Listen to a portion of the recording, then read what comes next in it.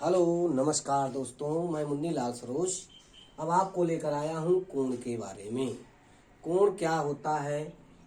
जब दो सरल रेखाएं जहाँ मिलती हैं वहाँ कोण बनता है। अब जैसे एक सरल रेखा ये है, एक दूसरी सरल रेखा ये है और ये यहाँ पर मिली तो यहाँ पर कोण का निर्माण हुआ। इधर भी एक कोण हो गया, इधर भी कोण हुआ, दूसरा इधर भी कोण हुआ, तीसरा इधर भी कोण हुआ, चौथा, यानी चार कोण हो गए। लेकिन हमको केवल कोण के बारे में चलना है। कोण इस तरह से भी बनता है। अब ये हो गया, देखिए आपका ये है एक रेखा, ये मान लीजिए, और एक रेखा ये मान लीजिए, इसके बीच में ये बना है, ये है आपका कोण बन गया।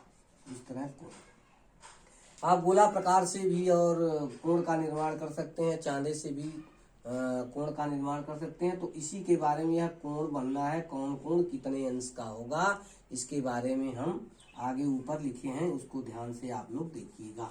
लिखा गया है, पहला है जब कोण जो है निम्न तीन प्रकार के, मुख्यतः तीन प्रकार के होते हैं, न्यून कोण, समकोण और अधिक कोण। लेकिन आपकी जानकारी के लिए अगली क्लास तक के लिए ऋज कोण, बृहद कोण और संपूर्ण कोण के बारे में भी जानकारी प्राप्त करेंगे। तो सबसे पहले चलते हैं न्यून कोण। न्यून कोण क्या है? जिस कोण का मान 0 अंश से अधिक हो परंतु 90 अंश से कम हो। यानी 0 से अधिक हो, 90 से कम हो। कहने का मतलब है 1 से स्टार्ट होगा, 1 अंश से लेकर 89 अंश तक के कोण को हम न्यून कोण बोलते हैं। अब 1 अंश से लेकर 89 अंश तक की जितनी भी गिनती हैं सभी को हम न्यून कोण कह सकते हैं। अगर कोई कह दे 15 अंश तो ये भी न्यून कोण हो गया। अगर कोई बोल दे 77 अंश, ये भी जो है 89 से कम है, इसलिए इसको भी न्यून कोण बोलेंगे। अगर कोई बोले 89 अंश, ये भी न्यून कोण हो गया। अगर 89 से एक संख्या बढ़ जाएगी तो वह न्यून कोण नहीं होगा। न्यून कोण की यही पहचान है कि 1 अंश से लेकर 89 अंश तक के जितने भी अंक हैं सभी जो है न्यून कोण कहलाएंगे। और जब यदि वह 89 से ऊपर चले जाएंगे, 90 अंश तक चले जाएंगे तो वह समकोण हो जाएगा। जब समकोण हो जाएगा तो ये इस तरह रेखाएं एकदम सीधी स्टैंड खड़ी हो जाएगी, तो यह निशान इस तरह हो जाएगा। 90 अंश का होते ही वह समकोण हो जाएगा। 90 से कम होते ही वह जो है न्यून कोण हो जाएगा और 90 होते ही समकोण हो जाएगा। और 90 से अधिक होते ही वह अधिक कोण हो जाएगा। 90 से अधिक होते ही वह अधिक कोण हो जाएगा, परंतु 180 अंश से कम ही रहे। यानी 90 से अधिक हो और 180 अंश से कम हो तो अधिक कोण होता है। कहने का मतलब है 91 अंश से लेकर 179 अंश तक, 179 अंश तक के कोण को हम क्या बोलते हैं? अधिक कोण बोलेंगे। अधिक कोण का मान होता है 91 अंश से लेकर 179 अंश तक। दो तरह से परिभाषा कर सकते हैं, 90 अंश से अधिक और 180 अंश से कम हो, या 91 अंश से लेकर के 179 अंश तक के कोण को हम जो है अधिक कोण कहेंगे। अब 179 में हम एक और जोड़ देते हैं तो हो जाता है 180 अंश। अब 180 अंश होते ही उसका नाम होता है ऋज कोण। यानी ऋज कोण का मान होता है 180 अंश। हम ऋज कोण कहेंगे तो उसका मान होगा 180 अंश। यानी 180 अंश जिस कोण का मान हो जाएगा वह हो जाएगा ऋज कोण। ऋज कोण को सरल रेखीय कोण भी कहते हैं। इस तरह से आप हो गया, यहाँ पर हो गया ए हो गया, ये बी हो गया और ये सी, तो ये हो गया 180 अंश हो गया। एक तरफ इधर भी बनेगा और नीचे भी 180 अंश बनेगा। तो कहने का मतलब है ऊपर की तरफ जो है 180 अंश बना है तो ऋज कोण हो गया, नीचे की तरफ 180 अंश बन गया तो वो भी क्या हो गया? ऋज कोण हो गया। लेकिन दोनों को मिला देंगे तो वह ऋज कोण नहीं होगा। यानी 180 अंश से अधिक होते ही, 180 अंश से अधिक परंतु 360 अंश से कम होगा तो उसका नाम बृहद कोण होगा। यानी बृहद कोण का मान होता है 180 अंश से अधिक परंतु 360 अंश से कम कोण को हम जो है बृहद कोण कहेंगे। यानी कहने का मतलब है कि 181 अंश से लेकर के 359 अंश तक, 359 अंश के जो है अंक को हम बृहद कोण कहेंगे। यानी बृहद कोण का मान होता है 181 अंश से लेकर के 359 अंश तक के जो है कोण को हम बृहद कोण कहेंगे। और 359 से ज्यों ही आगे बढ़ेंगे तो हो जाएगा 360 अंश। 360 अंश हो जाएगा तो उसका नाम हो जाएगा संपूर्ण कोण।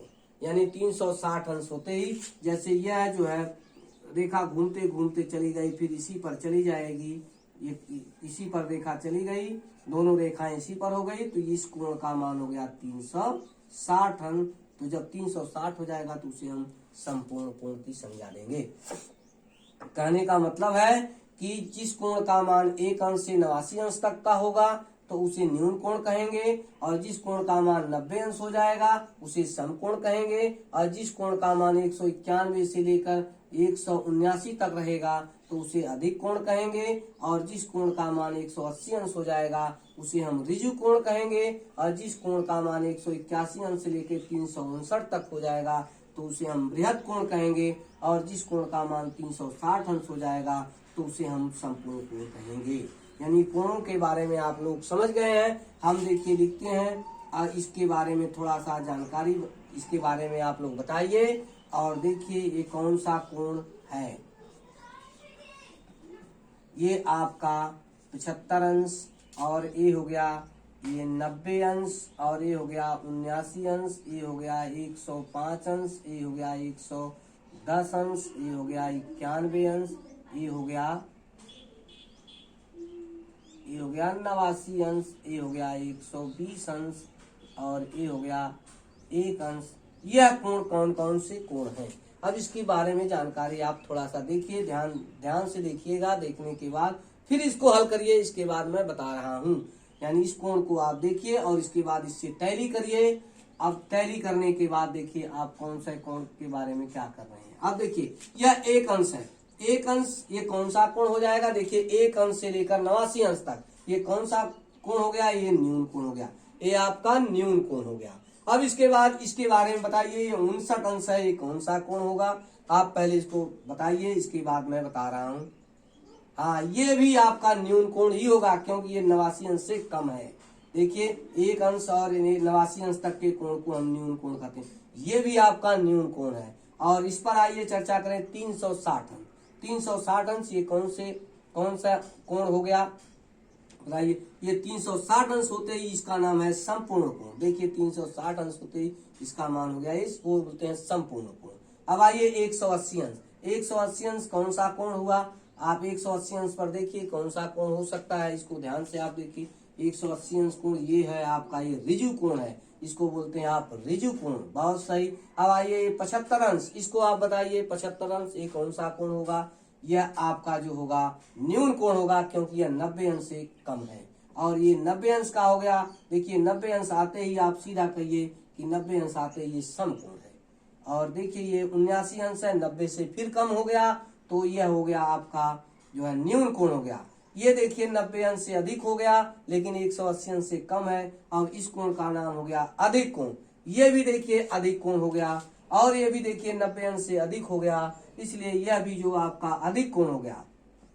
ये देखिए 90 अंश से कम हो गया 89 अंश, और इस कोण का मान हो गया जो है 89 अंश, तो इसलिए इस कोण का नाम हो गया जो है न्यून कोण। अब ये देखिए 120 अंश है, 120 अंश होते ही यह 90 से अधिक हो गया, 180 अंश से कम हो गया। अब इस कोण को हम क्या बोलेंगे, अधिक कोण बोलेंगे। यह देखिए आपका 3 अंश है, यह आपका कौन सा कोण हो गया, न्यून कोण हो गया। इस तरह आप जो है कोणों के बारे में आसानी से जानकारी प्राप्त कर सकते हैं। यदि आप शुरू से अंत तक देखे होंगे तो यह कोण आपको जो है जरूर समझ गए होंगे, और यह आपको अच्छा भी लगा होगा, जान भी गए होंगे, और यह आपको अच्छा लगा होगा तो आप प्लीज कृपया करके त्रिभुज के बारे में अगला जो सेशन है त्रिभुज, उसको भी शुरू से अंत तक जरूर देखिएगा, और देखने के बाद सब्सक्राइब जरूर करिएगा। धन्यवाद।